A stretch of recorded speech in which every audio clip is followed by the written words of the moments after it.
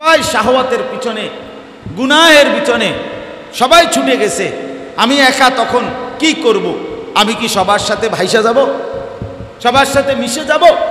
আল্লাহ নবী সাল্লাল্লাহু আলাইহি সাল্লাম বললেন, ওয়ালাউ আন তাআদ্দা বিআসলি শাজারাতিন, বলছে হুযায়ফা, প্রয়োজনে গাছের গোড়ালি শিকড় তুমি একা কামড়াইয়া ধরে রাখবা, তারপরেও আমার তরিকা থেকে একা হলেও তুমি ছুটে যাও না,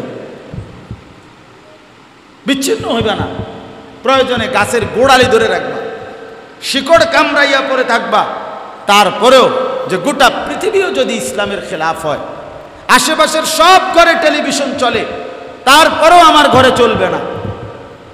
আশেপাশের সব ঘরের নারী বেপর্দা চলে, তারপরেও আমার স্ত্রী, আমার মেয়ে, আমার বোন, আমার কন্যা নাফরমানি চলবে না। এটা মুমিনের সিদ্ধান্ত। যার আখিরাত দরকার, যার পরকাল দরকার, খামখেয়ালি করলে হবে না। এই জন্য আপনারা প্রত্যেকে ফিকির করেন।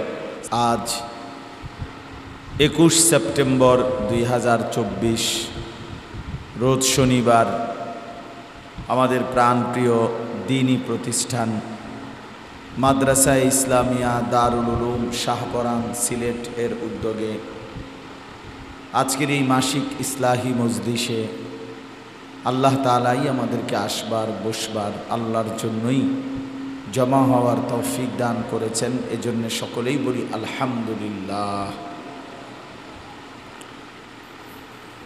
মাসিক ইসলাহি মজলিস স্বাভাবিকভাবে জোহরের নামাজের পূর্ব পর্যন্ত মা বোনদের জন্যে বয়ান হয়। জোহরের নামাজের বিরতির পর থেকে এশার নামাজ পর্যন্ত পুরুষদের জন্য বয়ান হয়। এই ধারাবাহিকতায় আপনারা অনেক মা বোন এসেছেন। প্রচণ্ড এই গরমের মধ্যেও আপনারা যারা কষ্ট করে এসেছেন, আল্লাহ তাআলা আপনাদের এই আশা এবং বসার মধ্যেও বরকত দান করেন। পবিত্র কোরআনুল কারীমের 22 নম্বর পারা 33 নম্বর সূরা, সূরাটির নাম সূরায়ে আহজাব। এই সূরার 36 নম্বর আয়াত, এই একটি আয়াত আমি আপনাদের সামনে তেলাওয়াত করেছি।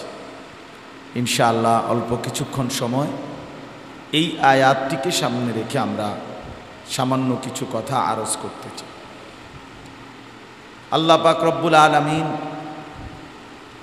ঈমানের বাঁধনে আমাদেরকে শ্রেষ্ঠতম যেই নিয়ামত দান করেছেন, এক নম্বরে যেই নিয়ামত দিয়েছেন সেটা হলো কালেমা লা ইলাহা ইল্লাল্লাহ। দ্বিতীয় শ্রেষ্ঠতম যেই নিয়ামত দিয়েছেন মুহাম্মাদুর রাসূলুল্লাহ, তার মানে আল্লাহ ছাড়া আর কোনো ইলাহ নাই। মুহাম্মদ সাল্লাল্লাহু আলাইহি ওয়াসাল্লাম আল্লাহর রাসূল। এই কথাটা, এই বিশ্বাস, এই চেতনা, এই অনুভূতি, এটা অনেক বড় সম্পদ, শ্রেষ্ঠতম নিয়ামত। কোরআনুল কারীমের মধ্যে আছে, আল্লাহ তাআলা বলেন, ওয়া আসবাগা আলাইকুম নিআমাহু যাহিরাতাও ওয়া বাতিনা। আল্লাহ তাআলা তার বান্দাদের উপরে নিয়ামত পূর্ণ করলেন, প্রকাশ্য এবং গোপন সকল নিয়ামত। তো তাফসীরের মধ্যে আছে, কোনো বান্দার উপরে আল্লাহ তাআলার নিয়ামত পূর্ণ হয় কখন? তো তাফসীরে লিখছে, যখন সে কালেমার দৌলত পায়, লা ইলাহা ইল্লাল্লাহ মুহাম্মাদুর রাসূলুল্লাহ, এই নিয়ামত যখন কেউ পায় তখনই বলা হয় যে সে পূর্ণ নিয়ামত পেল। ঈমানবিহীন, কালেমাবিহীন সে যদি গোটা পৃথিবী 1000 পায়, এই পৃথিবীর সমস্ত সম্পদও পায়, সে পূর্ণ নিয়ামত পায় নাই।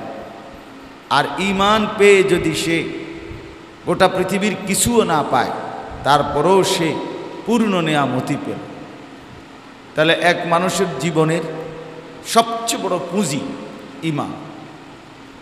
ঈমান, এই ঈমানের মধ্যে গুরুত্বপূর্ণ দুইটা অংশ, একটা হলো লা ইলাহা ইল্লাল্লাহ, আরেকটা হলো মুহাম্মাদুর রাসূলুল্লাহ।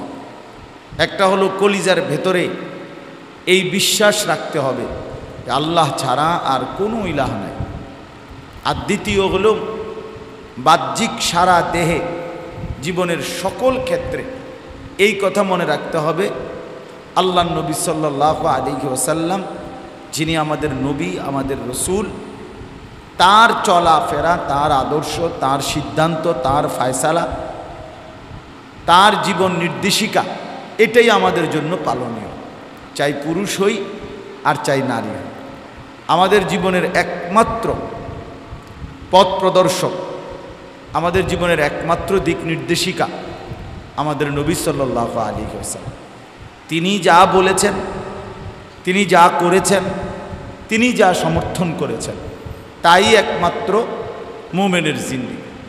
এজন্য সুন্নাতেই জীবন, নবীজির অনুসরণটাই হলো মুমিনের জীবন। মুমিনের হাসি, কান্না, আনন্দ, বেদনা, খানা, খাদ্য, স্ত্রী, সন্তান, সংসার, ঘর, পরিবার, বাজার, ব্যবসা, লেনদেন, সকল কিছুতেই এটাই ফায়সালা যে আল্লাহ নবী সাল্লাল্লাহু আলাইহি ওয়াসাল্লামের সিদ্ধান্ত, ফায়সালা, ওনার জীবন, ওনার অনুমতি এবং ওনার নির্দেশনা এটা গ্রহণ করে না। এটাই হলো মূল বিষয়। তো এখানে আমি যেই আয়াতটা পড়ছি, এখানে ঠিক আল্লাহ তাআলা আমাদের প্রিয় নবী সাল্লাল্লাহু আলাইহি ওয়াসাল্লামের ফায়সালা, নবীজির সিদ্ধান্ত একজন মুমিন পুরুষ কিংবা নারীর জন্য মেনে নেওয়া কতটা গুরুত্বপূর্ণ এবং না মানার কারণে কতটা বড় ক্ষতি, এইখানে আল্লাহ তাআলা উল্লেখ করছে এই আয়াতটির মধ্যে। এই আয়াতটা নাজিল হওয়ার একটা ছোট্ট ঘটনা আছে, শানে নুজুল বলে এটাকে, মানে কেন এই আয়াতটা নাজিল হলো একটা প্রেক্ষাপট আছে, সেটা আগে বলি তাহলে বুঝবেন সহজে। রাসূলুল্লাহ সাল্লাল্লাহু আলাইহি ওয়াসাল্লামের একজন পালক পুত্র ছিল, ওনার নাম হলো যায়েদ ইবনে হারেসা রাদিয়াল্লাহু তাআলা আনহু। যায়েদ ইনি মূলত গোলাম ছিলেন। ইসলাম পূর্ব যুগে হযরত খাদিজা রাদিয়াল্লাহু তাআলা আনহা ওনাকে নবীজির কাছে দিয়েছেন। নবী সাল্লাল্লাহু আলাইহি ওয়াসাল্লাম ওনাকে আজাদ করে দিয়েছেন, মুক্ত করে দিয়েছিলেন, কিন্তু উনি ওনার ঘরে বাবা মার কাছে ফিরে যান নাই, বরং আল্লাহ নবী সাল্লাল্লাহু আলাইহি ওয়াসাল্লামের কাছেই রয়ে গেছে। তো নবী সাল্লাল্লাহু আলাইহি ওয়াসাল্লাম খুশি হয়ে ওনাকে নিজের সন্তান হিসাবে ঘোষণা দিয়েছিলেন, পালক পুত্র হিসাবে। তো সেই থেকে তিনি নবী সাল্লাল্লাহু আলাইহি ওয়াসাল্লামের পালক পুত্র হিসাবেই সবার কাছে পরিচিত ছিলেন। এখন কিছুদিন পর যখন একটা নির্দিষ্ট সময়ে এই ছেলে উপযুক্ত হলো, হযরতে যায়েদ, তো আল্লাহ নবী সাল্লাল্লাহু আলাইহি ওয়াসাল্লাম সিদ্ধান্ত করলেন যে তাকে বিয়ে করাবেন, যায়েদকে। এই বিয়ে করাইতে গিয়ে এখন পাত্রী কই পাবেন?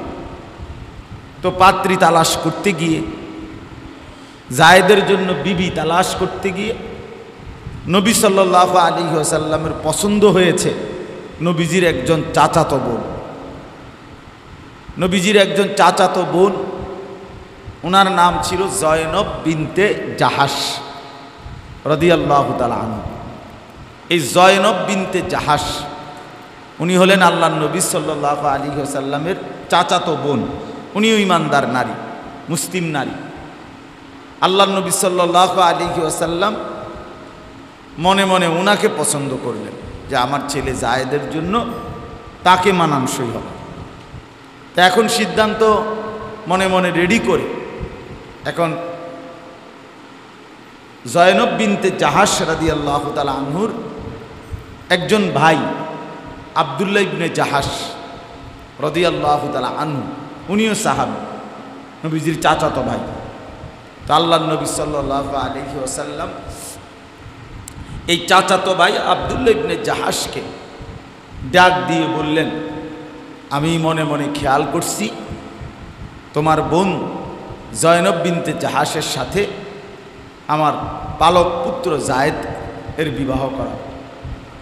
এই ক্ষেত্রে তোমার বোনের কি মতামত, তুমি এটা ব্যক্তিগতভাবে গিয়ে জিজ্ঞাসা করে আসো। তো হযরত জয়নব বিনতে জাহাশ বা আব্দুল্লাহ ইবনে জাহাশ তিনি তার বোনের কাছে গেলেন, গিয়া কথাটা শুনাইলেন, এভাবে আল্লাহ নবী সাল্লাল্লাহু আলাইহি ওয়াসাল্লাম তোমার সাথে তার পালক পুত্র জায়েদের বিবাহ করাইতে ইচ্ছুক, তোমার কি খেয়াল? এখন ঘটনা হলো এই, হজরতে জায়েদ ছিলেন ইতিপূর্বে গোলাম, কৃতদাস, পরবর্তীতে আজাদ হলেন, নবীজি তাকে পালক পুত্র হিসেবে গ্রহণ করলেন। কিন্তু হযরত জয়নব বিনতে জাহাশ হলেন কুরাইশ বংশীয় মহিলা, আরবের মধ্যে সবচেয়ে সম্ভ্রান্ত, সবচেয়ে শ্রেষ্ঠ বংশের নারী। এক, ২ নম্বর তিনি সৌন্দর্যও ছিলেন অতুলনীয়। তাহলে একে তো তিনি অত্যন্ত সুন্দরী, অতুলনীয় সৌন্দর্যের অধিকারী একজন নারী, আবার বংশীয় দিক থেকেও তিনি কুরাইশ বংশীয় মেয়ে। এই জন্য উনি বিষয়টা একটু প্রাথমিকভাবে মনে মনে ভাবছে যে আমার মতো একটা কুরাইশ বংশীয়া মেয়ে, তার সাথে একজন গোলাম তো ছিল, সে তার এটা কেমনে মানায়, বিবাহটা মানায় কিভাবে? তো উনি ওনার ভাই আব্দুল্লাহ ইবনে জাহাশ রাদিয়াল্লাহু তাআলা আনহু ওনাকে বললেন, ভাইজান আপনি নবী সাল্লাল্লাহু আলাইহি সাল্লামের কাছে পুনরায় গিয়ে কথাটা আবার বলেন, পুনর্বিবেচনা করতে। একজন কুরাইশ বংশীয়া নারীর সাথে একজন গোলামের বিবাহ, এটা কেমন দেখায়? এই অস্বীকার করে নাই, এক কথায় ফিরায় দেয় নাই, শুধু আরেকটু নবীজি যেন বিবেচনা করে, এই অনুরোধটা জানাইয়া হযরত আব্দুল্লাহ ইবনে জাহাশকে পাঠাইছেন। তো ভাই তখন বোনের কাছ থেকে এই কথা শুনে হযরত আব্দুল্লাহ ইবনে জাহাশ রাদিয়াল্লাহু তাআলা আনহু তিনি নবীজির দরবারে আসলেন। আয়েশা বললেন, ইয়া রাসূলুল্লাহ, আমার বোন জয়নব এই বিবাহের প্রস্তাবের ক্ষেত্রে এই কথাটা বলেছে, আপনি যেন বিষয়টা নিয়ে আরেকটু বিবেচনা করেন, আরেকটু যেন ভাবেন। সে একজন সম্ভ্রান্ত কুরাইশ বংশীয়া নারী, আর জায়েদ তো ছিল গোলাম, কেমন দেখায়?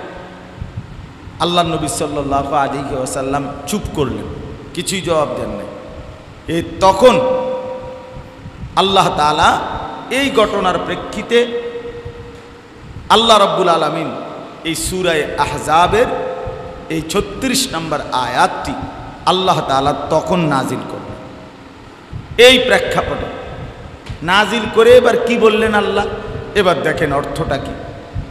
আল্লাহ তাআলা বলেন, ওয়ামা কানা লিমুমিনিন ওয়ালা মুমিনাতিন, জায়েজ নেই, অনুমতি নাই কোনো মুমিন পুরুষ কিংবা কোনো মুমিন মহিলা, আলাদা আলাদা বলছে, পুরুষদেরকেও বলছে নারীদেরকেও বলছে।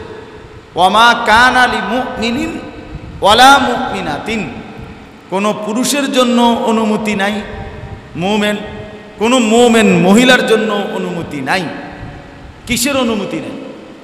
ইজা কাদাল্লাহু ওয়া রাসূলুহু আমরান, যখন আল্লাহ এবং তার রসুল কোনো ফয়সালা দিয়ে থাকেন, আল্লাহ এবং তার রসুল যখন কোনো ফয়সালা দিয়ে থাকেন, তখন কোনো মুমিন পুরুষ কিংবা মহিলার জন্য অনুমতি নাই। কিসের অনুমতি নাই? আইয়াকুনা লাহুমুল খিয়ারাতু মিন আমরিহিম, ওই বিষয়ে তারা তাদের নিজস্ব কোনো মতামত, ইখতিয়ার, অভিমত পেশ করবে, এই অনুমতি তাদের জন্য নাই, জায়েজ। তার মানে আল্লাহ তাআলা পরিষ্কার বলে দিলেন, মুমিন পুরুষ হোক আর মুমিন নারী হোক, আল্লাহ এবং তার রসুলের ফয়সালা শুনবার পর, জানবার পর এখানে নিজস্ব কোনো মতামত পেশ করার অধিকার নাই, টোটালি নাই। এরপরে আল্লাহ বলেন, ওয়ামান ইয়াসিল্লাহা ওয়া রাসূলাহু, শোনো, যারা আল্লাহ এবং তার রসুলের বিরুদ্ধাচরণ করবে, হুকুমের বিরোধিতা করবে, ফয়সালার ব্যতিক্রম করবে, তো আল্লাহ তাআলা বলেন ফাকাদ দাল্লা দালালাম মুবিনা, সে সুস্পষ্টভাবে পথভ্রষ্ট গোমরাহিতে নিমজ্জিত হবে, সে স্পষ্টভাবে জাহান্নামে নিক্ষিপ্ত হবে, সে পথভ্রষ্টদের অন্তর্ভুক্ত হবে, গোমরাহ হয়ে যাবে। নাউযুবিল্লাহ। এই আয়াতের তর্জমা শেষ। এবার আমি আপনাদের কাছে এই কথাটাই বলতে চাচ্ছি, এই আয়াতের প্রেক্ষাপটটা এবার স্পষ্ট আমাদের জন্য। হযরত আব্দুল্লাহ ইবনে জাহাশ, ওই ভাই, তিনি আয়াতটা শুনেই নবীজির জবান থেকে দৌড়াইয়া গেছেন, গিয়া ওনার বোনের কাছে বলছেন, বোন, তোমার মতামতের ব্যাপারে কোরআনুল কারীমের এই আয়াতখানি নাজিল হয়েছে।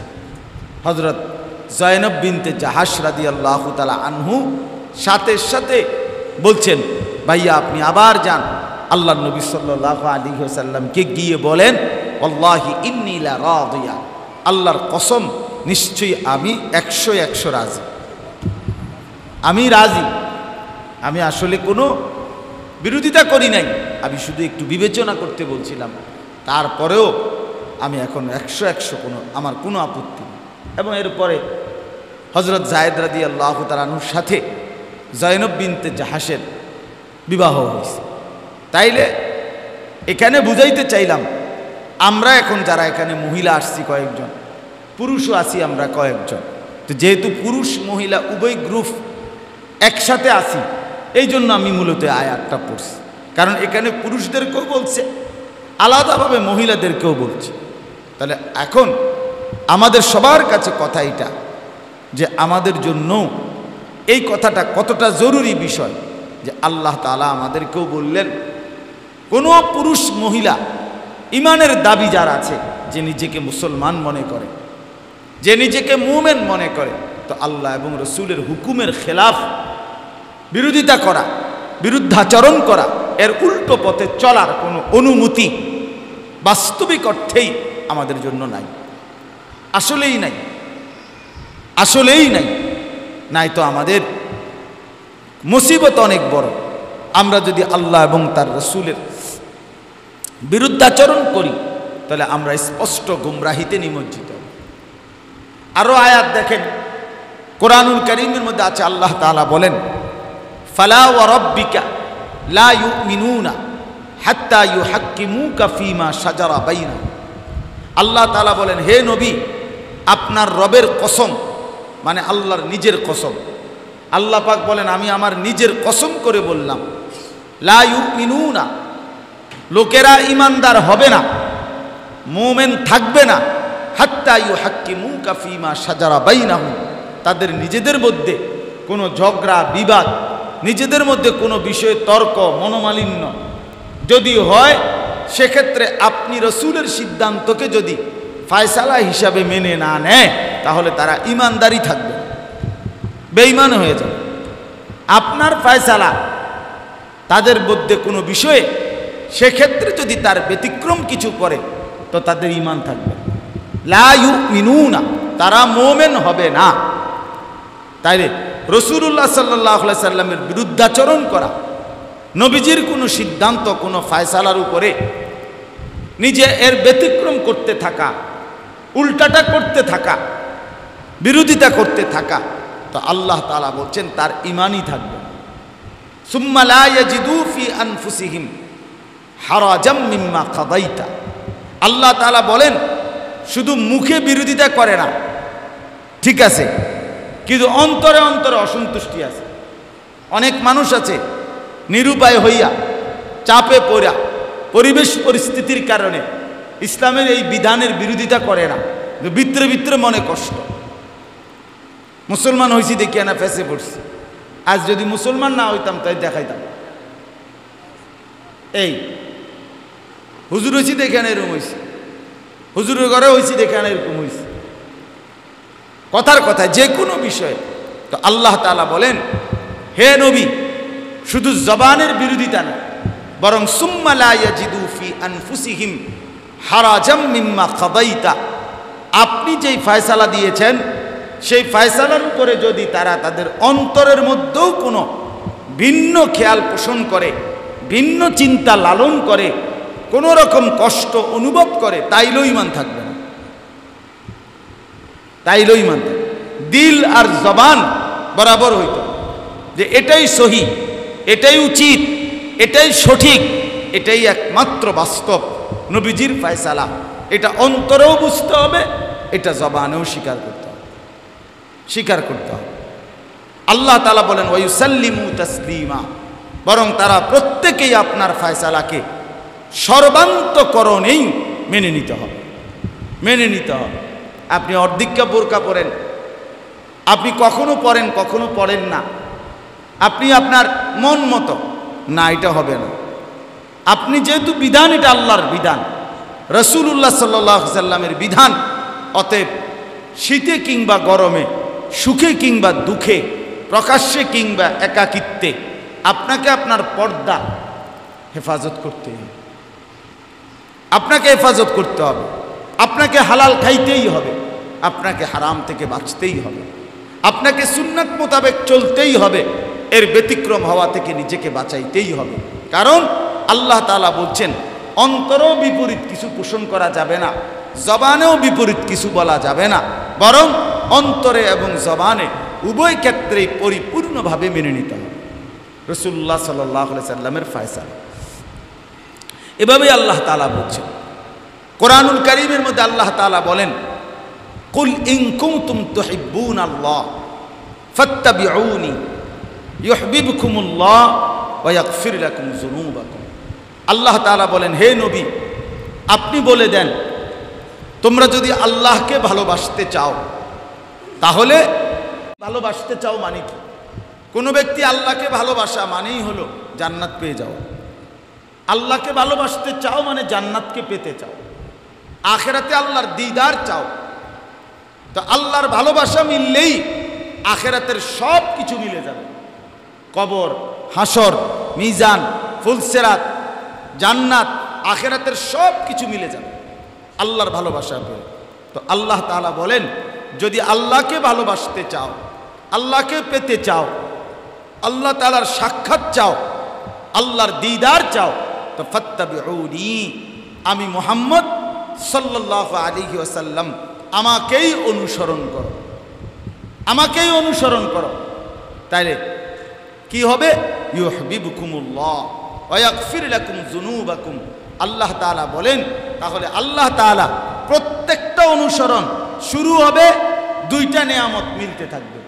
যে কেউ নবীজির একটা একটা সুন্নত পালন করে, শুরু হইবার সাথে সাথেই মনে করেন একটা মেসওয়াক, মেসওয়াকটা যখন সে হাতে নিল, মেসওয়াক শুরু করলো, এই শুরু হওয়ার সাথে সাথে দুইটা নেয়ামত, একটা হলো আল্লাহর ভালোবাসা শুরু হয়ে গেল, গুনাহ মাফ শুরু হয়ে গেল। আমার শায়েখ আল্লামা মুফতি মুশতাকুর নবী সাহেব হুজুরে এটা সুন্দর বুঝায়া বলে। কেমন?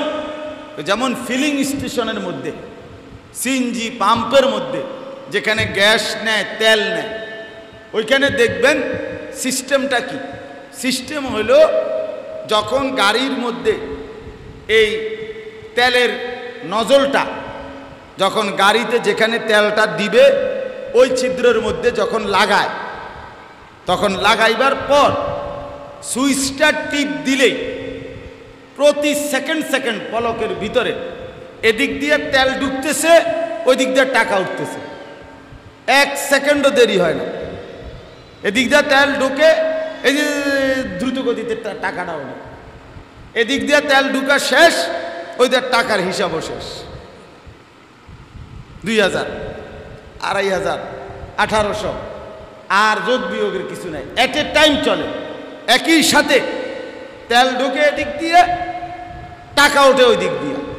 ঠিক তেমনিভাবে আল্লাহ তাআলা বলছে কোনো বান্দা, কোনো মুসলমান পুরুষ কিংবা নারী যখন একটা সুন্নতের আমল শুরু করে, সাথে সাথে অটোমেটিকলি যেটা চলমান অবস্থাতে আল্লাহর ভালোবাসা শুরু হইতে থাকে আর গুনাহ মাফ হইতে থাকে, গুনাহ মাফ হইতে থাকে অটোমেটিকলি।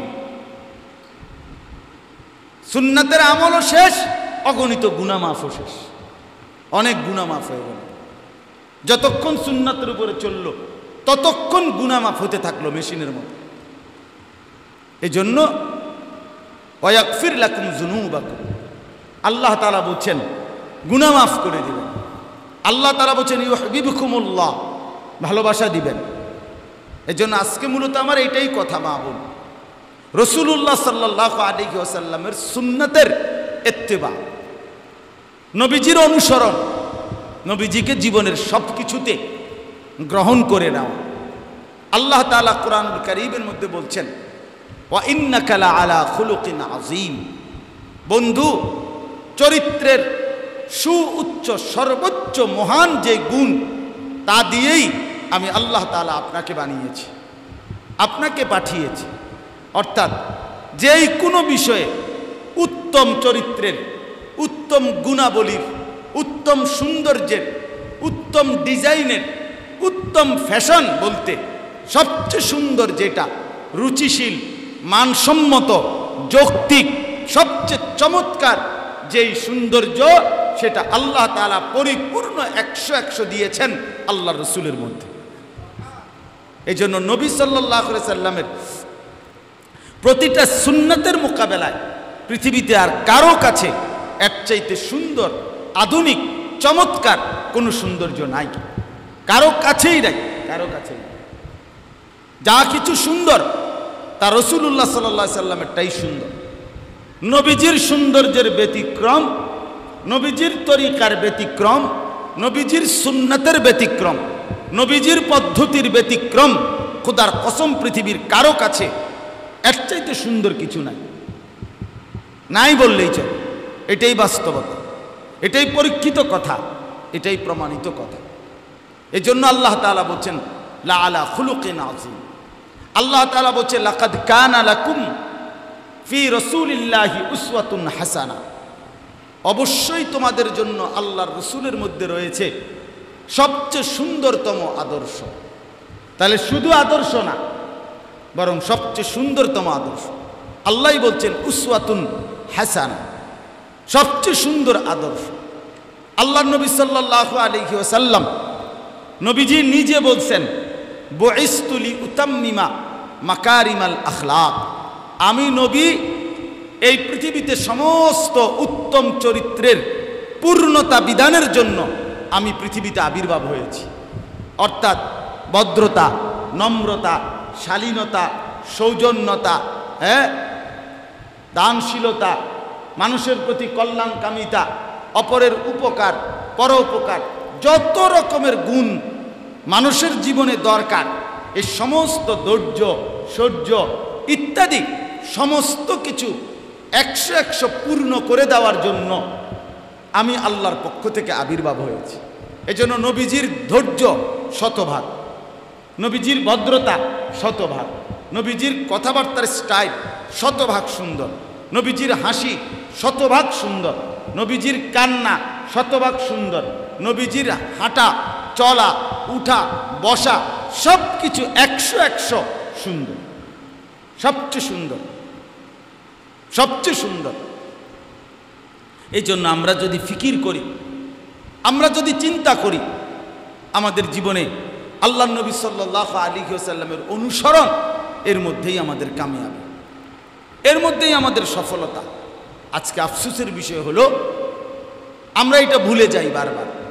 ওলামায়ে কেরাম প্রতিনিয়ত বলে, কিন্তু সর্বস্তরের মুসলমান আমরা মনে রাখি না।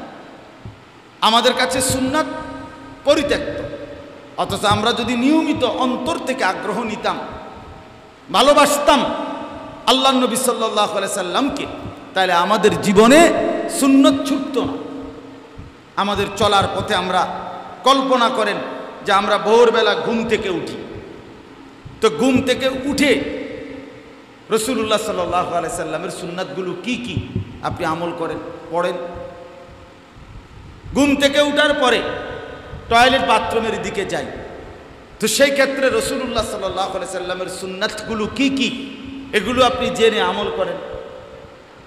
বাথরুম টয়লেট থেকে বের হয়ে আমরা অজু করি, হাত মুখ ধুই, অজু করি। এক্ষেত্রে আল্লাহ নবী সাল্লাল্লাহু আলাইহি সাল্লামের সুন্নাত কি আপনি লক্ষ্য করেন, শিখেন, পড়েন। অজু করার পরে আমরা নামাজ পড়তে যাই, তো নামাজের ক্ষেত্রে রাসূলুল্লাহ সাল্লাল্লাহু আলাইহি সাল্লামের সুন্নাতগুলো কি কি সেটা খেয়াল করেন। নামাজ পড়ার পরে আমরা কিছুটা সময় পর নাস্তা করি, তো এই খাবারের সময় আল্লাহর নবী সাল্লাল্লাহু আলাইহি সাল্লামের সুন্নাতগুলো কি কি সেটা আমরা খেয়াল করি। আমরা বাজারে যাই, তো সেক্ষেত্রে আল্লাহর নবীর সুন্নাত কি এটা আমরা খেয়াল করি। মা বোনরা আমরা রান্না বান্নার মধ্যে যাই, এক্ষেত্রে আল্লাহর নবী সাল্লাল্লাহু আলাইহি সাল্লাম কি বলছেন এক্ষেত্রে আমরা খেয়াল করি। আমরা রাত্রিতে ঘুমাই, তো এক্ষেত্রে আল্লাহর নবী সাল্লাল্লাহু আলাইহি সাল্লামের সুন্নাতগুলো কি কি এটা আমরা খেয়াল করি। এইভাবে যদি কেউ দুইটা একটা করে করি, মাত্র অল্প অল্প করে, যে আমি প্রতিদিন নতুন করে একটি সুন্নাত নতুন করে আমার জীবনে আবার শুরু করব, নতুন করে পালন করব, তাইরে বছর শেষে দেখা যাবে আমার দ্বারা 300 সুন্নাত জিন্দা হয়ে গেছে, আমার দ্বারা 200 সুন্নাত জিন্দা হয়ে গেছে। নবী সাল্লাল্লাহু আলাইহি সাল্লামের ভালোবাসা আমার বেড়ে গেছে। এই জন্য মারা রবিউল আউয়াল মাস আসলে আমাদের দেশে আমাদের প্রিয় নবী সাল্লাল্লাহু আলাইহি ওয়াসাল্লাম নিয়ে তাকে কেন্দ্র করে অনেক আলোচনা হয়। আলোচনার মধ্যে কিছু অংশ তারা মনে করে যে ঢাক ঢোল বাদ্য বাজনা অথবা আপনার বিভিন্ন মিছিল র্যালি ফুল দিয়ে বরণ ইত্যাদি, অর্থাৎ দুনিয়ায় কোনো মানুষকে যেরকমভাবে বড় কোনো ব্যক্তিকে বরণ করে এই রকম একেবারে দুনিয়াবি রসম রেওয়াজওয়ালা একটা বরণ অনুষ্ঠান, একটা হই হুল্লুর, এটাই হলো নবী সাল্লাল্লাহু আলাইহি সাল্লামকে বরণ করা, রবিউল আউয়াল মাসের অনুষ্ঠান। আশ্চর্য, আমাদের অঞ্চলেও দেখলাম আপনার মাইক্রোর মধ্যে মনে 2-4-5 লক্ষ টাকার ফুল এটার মধ্যে সাজাইছে। এখন ফুল সাজাইয়া এইটার মধ্যে কোনো একজন দুইজন মানুষ বসছে, এখন এইটারে সামনে রাইখা সবাই এটার পিছনে পিছনে হাঁটতেছে, আর এইটা নবীকে বরণ। তো নবীজি কোথায়? এটা তো ফুল লাগাইলো মাইক্রোর উপরে, এটা বরণ করতেছে তো গাড়ি রে। আমি একবার একজনকে বলছিলাম বিয়ের অনুষ্ঠানে আপনার প্রাইভেট কারে এইভাবে ফুল দিয়া সাজাইছে। পরে আমি বললাম যে বিয়ে কার? কয় উনা। আমি না উনার কি বিয়ে? বিয়ে তো প্রাইভেট কারে, এখানে মূলত বিয়ে করতে আসছে তো প্রাইভেট কার, কারণ যার বিয়ে তারই তো সাজানো হয়েছে। তো বিয়ে করে একজন মানুষ আর ফুল দিয়ে সাজায় প্রাইভেট কার, এই পাগলের বাতরান দেখে আমি বুঝি না। মানুষ, সুস্থ মানুষ এত পাগল কেমনে হয়, এত মাতাল কেমনে হয়, এত তারসিরা কেমনে হয় আমি বুঝি না। এটা তো মাতাল পুরো, তার সিরা ছাড়া আর কিচ্ছু না। বেউকুফ কিরে বেটা, বিয়ে করবে ফুলাটা, তুই তো গাড়িটার মধ্যে ফুল লাগাইলি কেন? আহাম্মক কি পরিমাণ মুসলমান, বোকা মানুষ, একটা কিছু দেখলেই লাভ মারে। একটা কিছু দেখছে, হিন্দুর থেকে বৌদ্ধর থেকে ইহুদি থেকে খ্রিস্টান থেকে সিনেমার নর্তকী থেকে একটা কিছু দেখছে, এটা নিয়ে ব্যস্ত হয়ে গেল যে বিয়ের গাড়ি ফুল দিয়া সাজানো, 50,000 40,000 টাকার ফুল, লাখ টাকার ফুল দিয়ে সাজানো গাড়িটা যখন বিয়ে বাড়িতে যায় 1 মিনিট লাগে না, 5টা মিনিটও দেরি হয় না, ছেলে পেলেরা ছিঁড়া ভিড়া এটারে তসতস করে ফেলে দেয়। তাহলে এত অসভ্যতা, এত মূর্খতা যে যেটা 5 মিনিটও থাকবে না, তা আমি সেইটার জন্য এই টাকা, এই অপচয়ের কি অর্থ আছে? অথচ এই 50,000 টাকা কোনো বিধবা নারী তাকে যদি দেওয়া হতো, তার হয়তো 1 মাসের সংসার চলত, তার 2 মাসের সংসার চলত, এক অভাবী মানুষের মুখে হাসি ফুটত না। তাহলে ঠিক এরকমভাবে আজকে বিভিন্ন মানুষ যেরকম তাদের প্রয়াত কোনো নেতা, তাদের মারা গেছে এমন কোনো ব্যক্তি, তাকে যেমন বরণ করে ফুল দিয়া, মালা দিয়া, বিভিন্ন রকমের সাজগুজ করে নবী সাল্লাল্লাহু আলাইহি সাল্লামকে বরণ করার জন্য এই পদ্ধতি গ্রহণ করে নিয়েছে। অথচ আল্লাহ তাআলা নবী সাল্লাল্লাহু আলাইহি সাল্লামের বিষয়ে একটা দুইটা আয়াত না, শত শত আয়াতে আল্লাহ তাআলা আমাদেরকে বলছেন, বন্ধুকে অনুসরণ করো, অনুসরণ করো, অনুসরণ করো, নবীজিকে অনুসরণ করো। এই অনুসরণের মধ্যেই তার ভালোবাসা, অনুসরণের মধ্যেই তাকে মূল্যায়ন, অনুসরণের মধ্যেই তাকে মর্যাদা প্রদান করা, অনুসরণের মাধ্যমেই তাকে বরণ করে নাও। আরবিতে আমরা পড়ছি কিতাবের মধ্যে, লাউ কানা হুব্বুকা সাদিকান লা আতা'তাহু ইন্নাল মুহিব্বা লিমান ইউহিব্বু ইউতা'উ। কবি বলেন, যদি তোমার ভালোবাসা সত্যিকার হতো তাহলে তো তুমি আনুগত্যই করতে, অনুসরণই করতা। তুমি কি জানো না যে কাউকে ভালোবাসে সে তাকে অনুসরণ করে? ভালোবাসলে অনুসরণ করতে হয়, অনুসরণ করলে ভালোবাসা প্রমাণিত হয়। অনুসরণবিহীন ভালোবাসা হয় না, মিথ্যা কথা। স্ত্রী আমার এই বেটি, আমি কথা বলি অন্য বেটির সাথে, এটা কি ধরনের ভালোবাসা? সন্তান হইল এইটা আমার, আমি কুলে নিয়ে রাখছি আরেক বেটার ফোলা, এটা কেমন ভালোবাসা? এটা কেমন ভালোবাসা? ভালোবাসি আমি নবীকে, অথচ চেহারার মধ্যে দাড়ি নাই, এবারটা বলে নবীকে ভালোবাসে, মিছা কথার আর জায়গা নাই। ভালোবাসে রাসূলুল্লাহ সাল্লাল্লাহু আলাইহি সাল্লামকে। নবীকে ভালোবাসলে একজন নারী বেপর্দা হবে কেন? সুন্নাতের খেলাফ চলবে কেন? তার ঘরে তার পরিবারের মধ্যে দিবানিশি নাচ গান, রঙিন টেলিভিশন চলবে কেন? সে যদি আল্লাহর নবীকে ভালোবাসে, সে যদি আখিরাতকে ভালোবাসে, সে যদি পরকালকে ভালোবাসে। এজন্য মায়েরা, বোনেরা, বাবারা সবাই মিলে এই ফয়সালা নেন। প্রত্যেকে এটা বুঝতে শিখেন যে রাসূলুল্লাহ সাল্লাল্লাহু আলাইহি সাল্লামের অনুসরণ এটাই ভালোবাসা। আর রাসূলুল্লাহ সাল্লাল্লাহু আলাইহি সাল্লামের ভালোবাসা মানেই অনুসরণ। দিল দিয়া যে নবীকে ভালোবাসবে অনুসরণের মাধ্যমে, খোদার কসম নবী বলছে যে সে হাসরের ময়দানে যাকে ভালোবাসে তার সাথেই হাসরের ময়দানে দাঁড়াবে। আমরা হাদিসে পড়ছি, একজন সাধারণ গ্রাম্য সাহাবী একদিন নবী সাল্লাল্লাহু আলাইহি সাল্লামকে বললেন, ইয়া রাসূলুল্লাহ, মাতাস সাআ, কিয়ামত কোন দিন হবে? তো আল্লাহ নবী সাল্লাল্লাহু আলাইহি ওয়াসাল্লাম বললেন, ওমা আ'দাত্তা লাহা, কিয়ামত যেদিনে হোক হবে, তোমার প্রস্তুতিটা কি সেটা কও, প্রস্তুতি নিছো কি সেটা বলো। তখন ওই সাহাবী সহজ সরল বললেন, ইয়া রাসূলুল্লাহ, নামাজ রোজা বন্দিগি সে তো আমার অনেক বেশি নাই, অল্প স্বল্প যত সামান্য যেটুকু পারি করি, তবে আমি না আল্লাহ এবং তার রাসূলকে ভীষণ ভালোবাসি। ওয়ালাকিন্নী উহিব্বুল্লাহ ওয়া রাসূলা, আমি আল্লাহ এবং তার রাসূলকে খুব ভালোবাসি। আল্লাহ নবী সাল্লাল্লাহু আলাইহি সাল্লাম বলেন, যাও নিশ্চিত থাকো, আল মারউ মা'a মান আহাব্বা, ব্যক্তি যাকে ভালোবাসে সে তার সাথেই কিয়ামতে থাকবে, হাসরে থাকবে তার সাথে। হযরত আনাস ইবনে মালিক রাদিয়াল্লাহু তাআলা আনহু বলেন, আল্লাহর কসম, আনাস বলছেন, নবীজির খাদেম সাহাবী, উনি বলেন, ইসলাম গ্রহণ করার পর থেকে নিয়ে ইতিপূর্বে আমরা কোনোদিন এত বেশি খুশি হই নাই, আর কোনোদিন এত বেশি খুশি হই নাই রাসূলুল্লাহ সাল্লাল্লাহু আলাইহি সাল্লামের জবান দিয়ে যখন এই হাদিস শুনছি যেদিন, সেদিন যতটা আমরা খুশি হইছি যে নবী বলছে যাকে ভীষণ ভালোবাসি তার সাথে হাসরে দাঁড়াবো।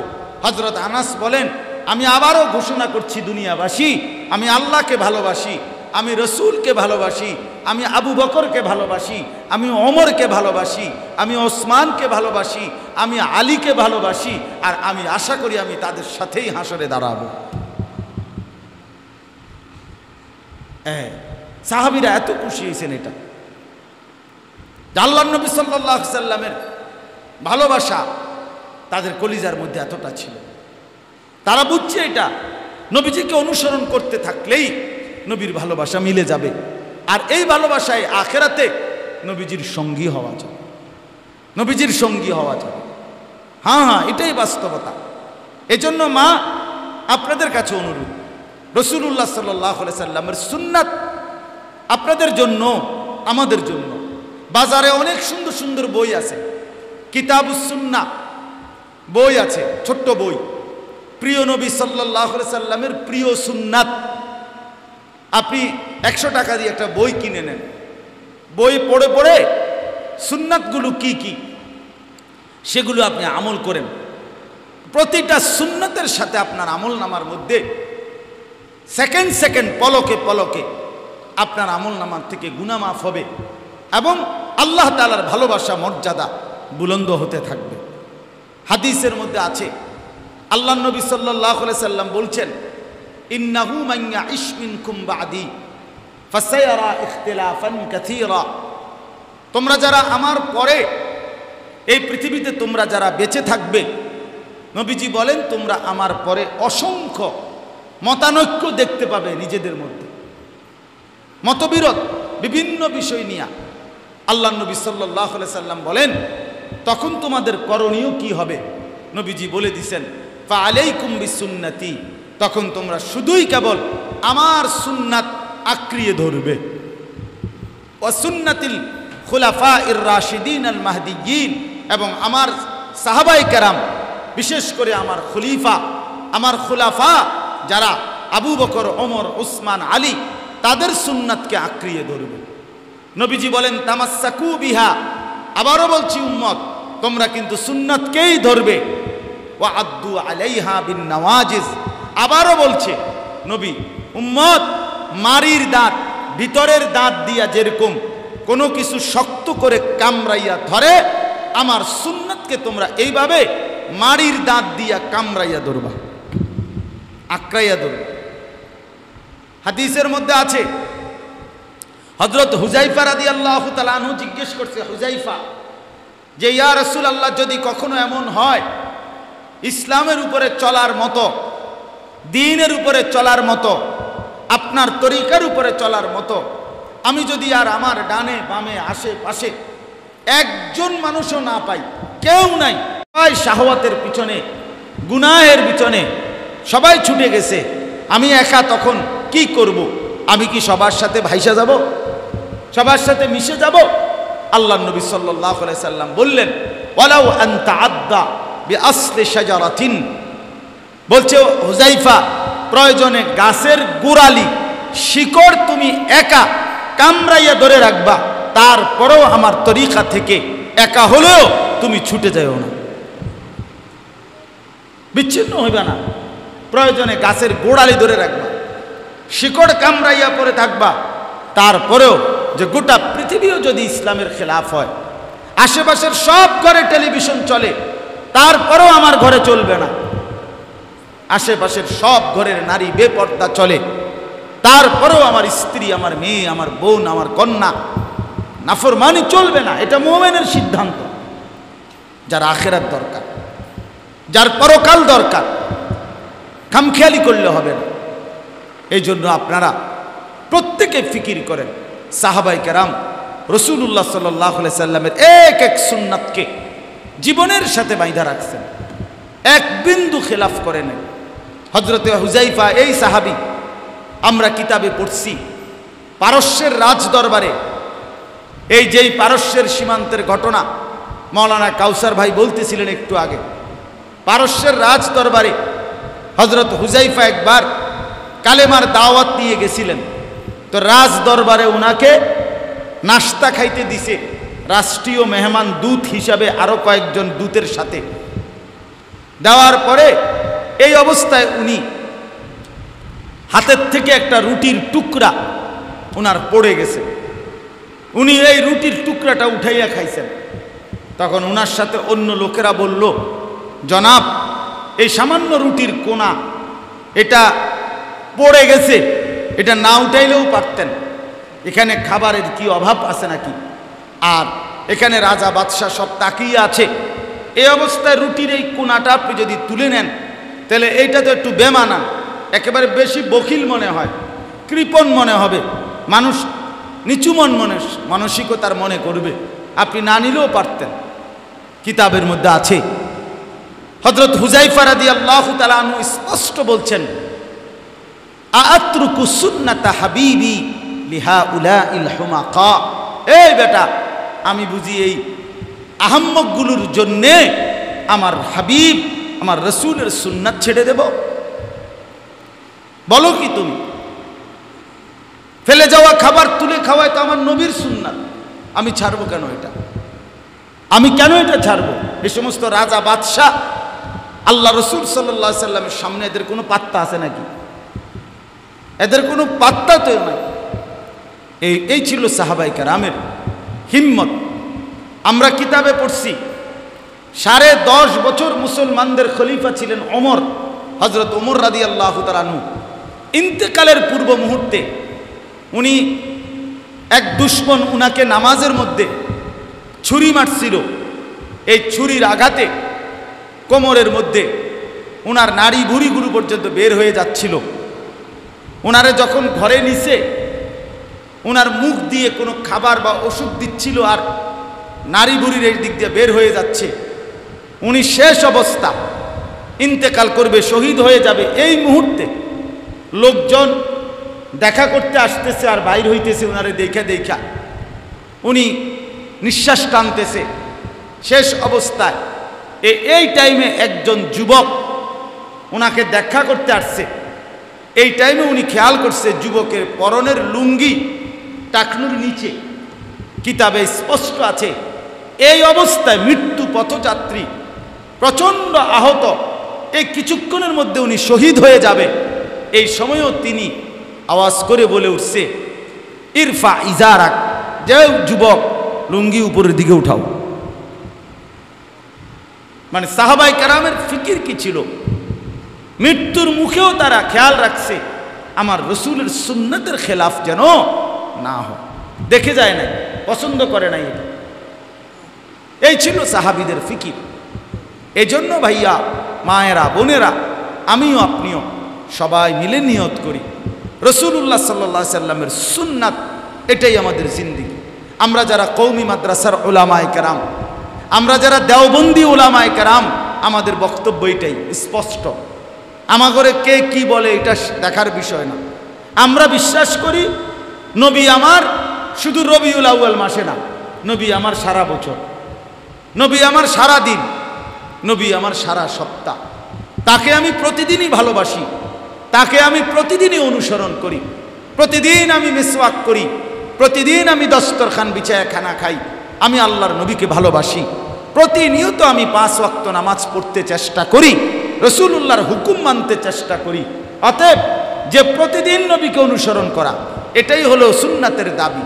এজন্য আমরা মানি এটা যে সুন্নাত নবীজির অনুসরণ প্রত্যেক কাজে, খানা, খাদ্য, আহার, নিদ্রা, পেশাব, পায়খানা, অজু, গোসল, ঘর সংসার, স্ত্রী, পরিবার, সর্ববেলায় জীবনের প্রত্যেক কদমে আল্লাহর নবী সাল্লাল্লাহু আলাইহি ওয়াসাল্লামের সুন্নাতের অনুসরণ, এটাই ভালোবাসা, এটাই ইশকে রাসূল, এটাই মহব্বতে রাসূল, এটাই নবীজির ভালোবাসা।